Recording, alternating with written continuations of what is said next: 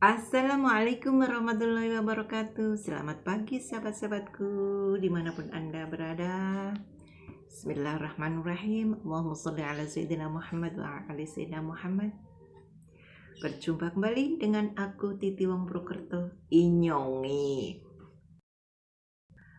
Kesempatan kali ini saya ingin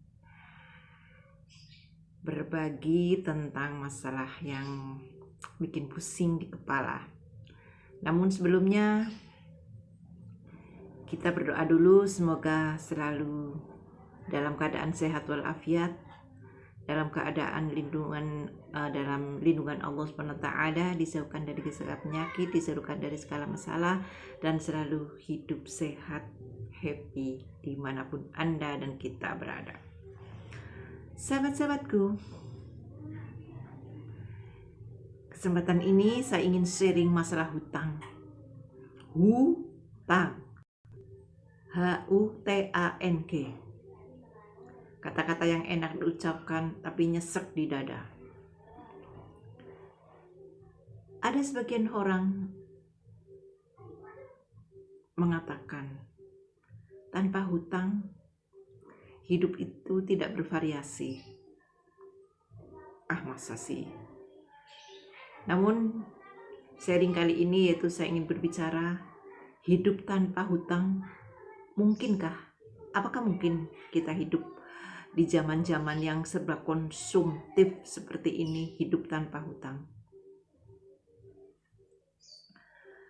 Sahabat-sahabatku dimanapun Anda berada, dalam kehidupan modern yang saat-saat seperti ini, yang dengan gaya yang serba konsumtif, agak sulit memang kita menemukan orang yang bebas dari hutang. Tidak seperti zaman-zaman dahulu nenek moyang kita, orang tua kita itu.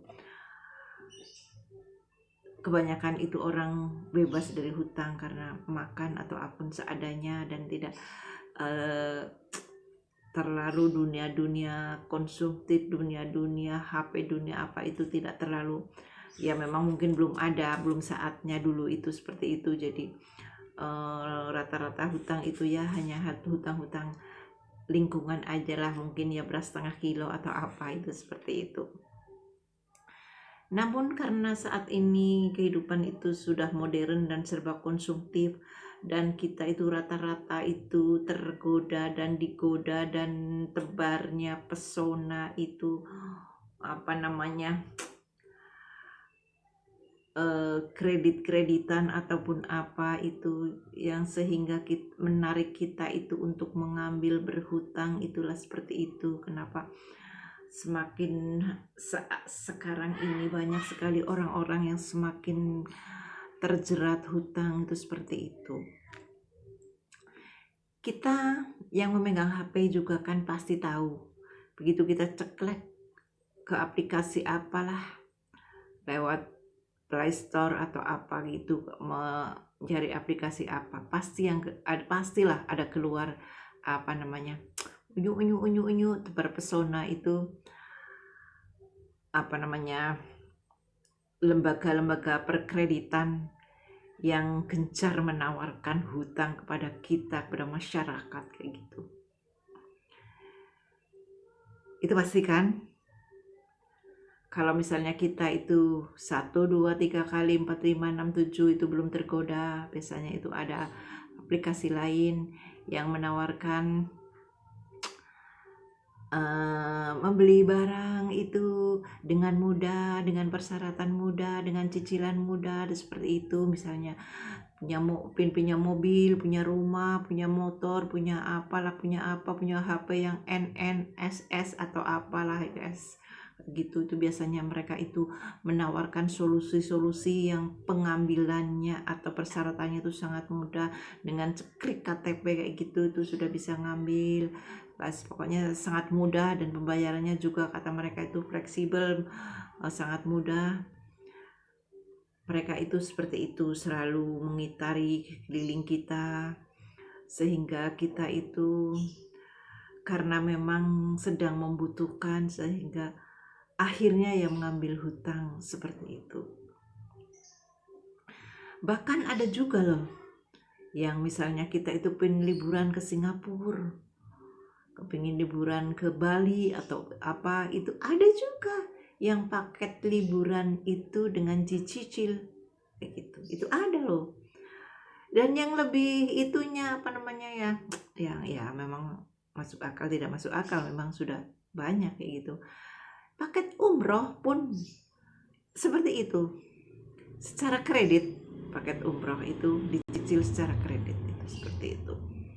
Jadi terpesonanya perkreditan itu sekarang di Indonesia itu semakin semaraknya gitu. Menghadapi kondisi seperti itu, kita itu jangan berbangga, bukannya kita itu sedang dimanjakan, tapi kita jangan terlena. Karena kita itu akan semakin terjerumus. Kita itu harus bisa menahan, harus bisa membedakan kebutuhan dan keinginan yang harus dibeli atau yang harus didahulukan. Seperti itu. Kalau menurut agama apapun ya mungkin, hutang memang sah-sah saja. Hutang memang tidak dilarang agama. Hutang juga tidak haram. Tapi kita harus mengetahui manajemen perhutangan. Kok manajemen? Memangnya hutang ada manajemennya? Ya adalah kita harus mengurangi kita harus mengetahui itu hutang yang bagus, itu hutang yang jelek dan sebagainya itu. Mengurangi hutang atau melunasi hutang itu memang itu lebih baik menurut agama, itu solusi yang lebih baik karena kita jadi tidak terlalu pusing mikirkan itu, jadi seperti itu memang solusi yang lebih baik. Tapi kalau misalnya dalam arti kita itu memang kondisinya itu memang hal itu memang harus berhutang karena kondisi yang mengharuskan seperti itu, kita harus bisa memilih, membedakan apakah itu memang kita harus berhutang karena hal itu ataukah masih bisa tidak usah mengambil hutang tersebut kayak gitu. Kita harus bisa membedakan hutang yang jelek dan hutang yang bagus. Kadang-kadang memang ada orang yang berpikiran bahwa hidup adalah hutang. Wah, kalau tidak hutang tidak mungkin bisa hidup layak. Kalau tidak hutang, tidak bisa kita memiliki mobil, motor, rumah, dan sebagainya. Kalau tidak hutang, kita tidak bisa memiliki modal usaha. Kalau tidak hutang, kita tidak memiliki usaha dan sebagainya. Itu sebagian orang itu berpikiran seperti itu.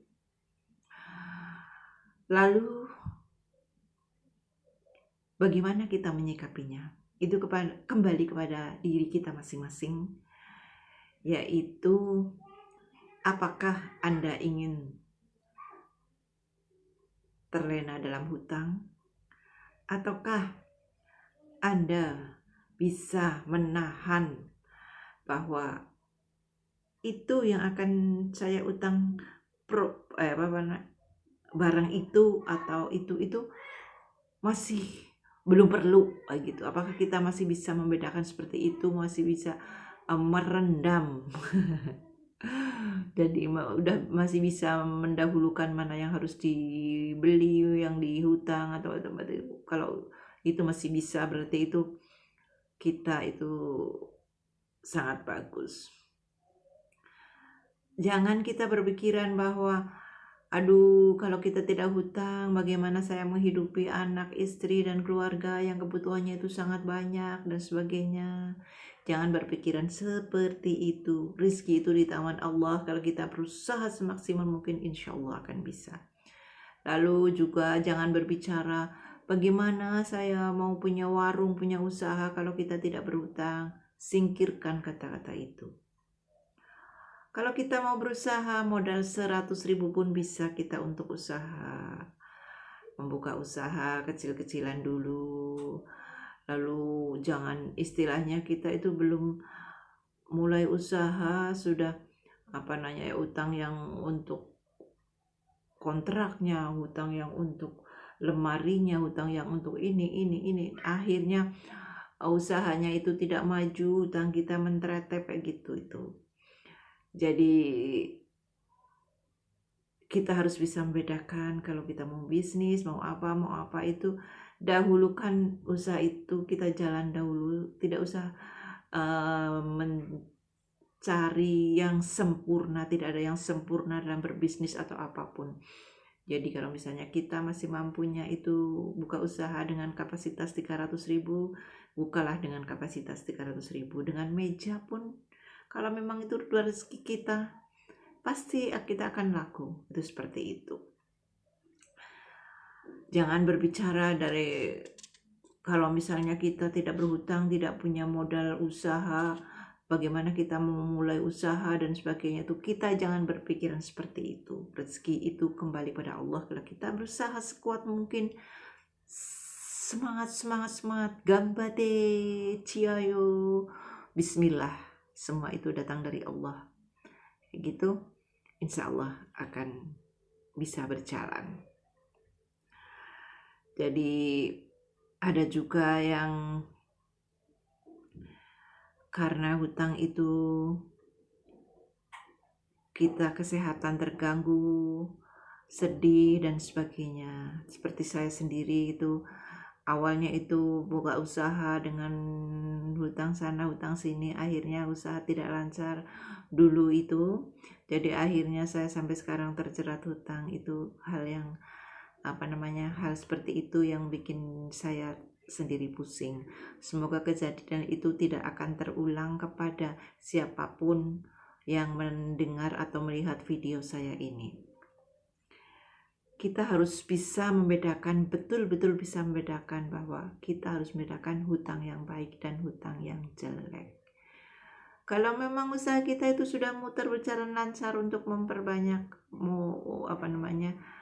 item usaha itu kita berhutang, kalau memang sudah berjalan kayak gitu dan dikalkulasikan itu masuk dengan ada keuntungan seperti itu, dengan kita membayar bunganya, cicilannya dan sebagainya itu masih ada keuntungan kayak gitu, boleh, nggak apa-apa kayak gitu. Mungkin sharing kali ini sekian dulu, semoga ada manfaatnya. Wallahul muwaffiq ila aqwamit thoriq. Wassalamualaikum warahmatullahi wabarakatuh. Terus untuk sahabat-sahabatku yang baru berkenalan dengan saya, jangan lupa subscribe channel saya ini. Oke. Assalamualaikum warahmatullahi wabarakatuh.